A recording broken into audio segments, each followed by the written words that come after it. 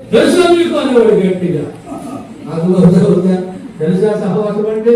ఆయన అనేవాడు సహవాసం అంటే పొయ్యి అనేవాడు. మరలా అర్థమవుతా ఉందా? ఈ దినాల్లో చాలా మంది పొయ్యిలు తెలియదు కదా. పొయ్యిలు తెలిసిన చెప్పండి ఎంతమంది? ఎంత చేతులు ఎత్తారు పొయ్యిలు తెలిసినారు.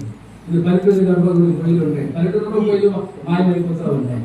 ఎందుకని చెప్పండి? అంతా ఏంటి చెప్పండి? గ్యాస్ అర్థమవుతూ ఉంటుంది. గ్యాస్ ఒకసారి యానివర్సరీ సుదుకు పెట్టారు. యోహాను మేము అందరం వెళ్ళాం. జయరావు గారు ఉన్నాడు కనుక ఆ దినాల్లో. అక్కడ స్థానిక సేవకుడు పిలిచి అడిగాడు, అయ్యా లైట్ ఉందా అని అడిగాడు. ఎందుకు కరెంటు పోతే ఉండదు తెలియదు కదా, లైట్ ఉందా అని అడిగాడు. ఉంది కదా లైట్, నీకు ఉండదు కదా. ఆయన ఎక్కడ ఉన్నాడు. సరే లైట్ ఉందా అని అంటే, ఉందన్నా గ్యాస్ లైట్ ఉందన్నా అన్నాడు. అబ్బా పర్వాలేదు. ఓ పాడు పాడావు, రెండో పాడు కరెంట్ పోయింది. కరెంట్ పోతే ఎంతసేపటికి లైట్ ముట్టించడంలే. అర్థం అవుతా ఉందా? ఉందని చెప్పాడు. గ్యాస్ లైట్ ఉందన్నాడు. ముట్టించడంలే. ఆ తర్వాత పిలిచి, ఏమయ్యా గ్యాస్ లైట్ ఉందన్నావు కదా, కరెంటు పోయింది కదా, ఏమి కనుక ముట్టించమయ్యా అంటే, అన్నా గ్యాస్ లేదన్నా అన్నాడు. చూసారా? అప్పుడు జయరావు గారు నాకు అంటాడు, చెవులో నోరు పెట్టి, గ్యాస్ లేదు కానీ మనకు గ్యాస్ కొట్టాడు అన్నాడు. చాలా మంది గ్యాస్ కొడతా ఉంటుంటారు.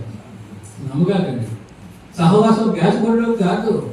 గ్యాస్ కొట్టే వాళ్ళు మాటలు మోసపోతాం, గుంపులు వేరైపోతాం, సహవాసాలు పోగొట్టుకుంటాం. అర్థమవుతుందా? నష్టపోయే వరకే ఉంటాం. ప్రభు మహిమ కొరకే మండవం మనం. అర్థమవుతా ఉందా? 5వ అధ్యాయం యోహాను సువార్తలో యోహాను గురించి రాయబడుతుంది. ఆ దినములందు యోహాను మండుతున్న దీపమై ఉన్నారంట. ఆ వెలుగుకు అనేకులు రావడం చూస్తూ ఉన్నాం. దేవుని ప్రజలుగా సహవాసంలో ఉండటం ద్వారానే మండుతూ ఉంటాం. అందుకే చూడండి, పొయ్యి అది బాగా మండాలంటే పొయ్యి నిండా ఏం పెట్టాలమ్మా? పెట్టాలి. చూసారు? అప్పుడు దగ్గరగా మండుతూ ఉంటుంది. ఆమె మండుతూ ఉన్నాను కదా అని ఆ పొయ్యిలో మండే పొయ్యి ఒక కట్టుబడిని తీసి బయట పెడితే ఏమైపోతుంది చెప్పండి? ఆరిపోతుంది అనమాట. కాబట్టి సహవాసం పొయ్యి అని చెప్పేవారు. మనం మండుతూ ఉండాలి. సహవాసంలోనే ఆ వెలుగును మనం లోకానికి చూపించే వారిగా ఉంటూ ఉంటాం. అక్కడి నుంచి యేసేపు పంపబడ్డాడు కనుక ఎవరు లోయలోనుడిగా గమనిస్తూ ఉంటున్నాం. ఆ ఐగుప్తులో యేసేపుకు జప్నత్మనహు అనే పేరు పెట్టబడింది.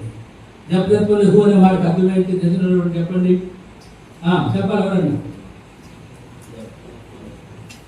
తెలియదు ఎవరికి? కాబట్టి జప్నత్మనహు అనే పేరు పెట్టబడింది. జప్నత్మనహు అనే పేరుకి అర్థం ఏంటంటే లోక సంరక్షకుడు అని అర్థం. అర్థమవుతా ఉందా?